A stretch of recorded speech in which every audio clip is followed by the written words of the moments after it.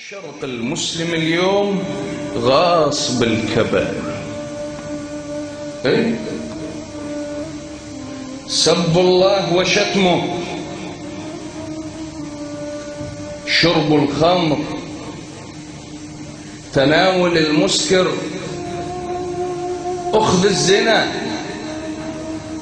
أخذ العلاقات المحرمة اللي تصير بالهاتف، كل كبائر دا يعصى الله بالكبائر. هذا شيء يأكد لك فرد معنى. انت تقدر تقعد تقول والله هذا المجتمع مجتمع ما مؤمن بالله؟ لا، كلها مؤمنة بالله. تمام ولا لا؟ لعد شنو اللي دا يصير؟ اللي دا يصير اكو ظاهرة اللي بحث الليلة عليها، اكو ظاهرة اسمها ظاهرة قلة الأدب مع الله. اكو قلة أدب مع الله سبحانه وتعالى. هاي قلة الأدب تجي منين؟ من انعدام المعرفة. لو يعرف الله جل وعلا ايش تتصور يقلل الأدب وياه؟ مستحيل. إذا يعرف الله يقلل الأدب وياه؟ سلام عليكم. حتى لا تقول الحوزة طرقة الباب.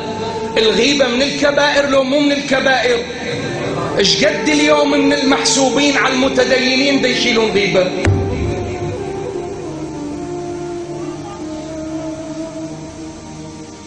هاي وحدة. اكو الأكبر ترى، بس هذا المنبر ما يجرح أحد. هذا منبر الحسين، ما أريد أجرح أحد. احنا كمجتمعات في دول وجهك ما عندنا أدب ويا الله. أدب. اكو واحد مؤدب، اكو واحد فاقد الأدب. احنا نؤمن بالله، مدى نرفض وجود الله. من واحد يسألني أقول له بلي الله موجود، يقول لي مؤمن بي أنت؟ أقول له بلي أنا مؤمن بي. يقول لي لعد أنت ليش تجعل الله أهون الناظرين إلك؟ ليش دائما تعصيه وكأنه لا يراك؟ شوية ركزوا شبابنا، لا تخلي الشيطان ياخذك مني. ترى عنده سوالف إبليس أعرفها كلها حشاك طايح حضرك. أنا ألاحظ، يعني مو أقول لك سولفولي، لا والله بعيني شفتهم.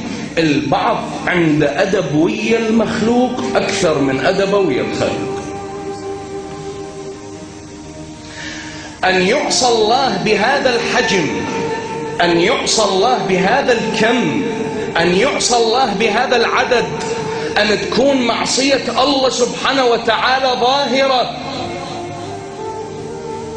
أن ينعدم شكر الله سبحانه وتعالى، أن تتحول الصلاة إلى ألفاظ يتلفظ بها العبد لا يعرف ما هي.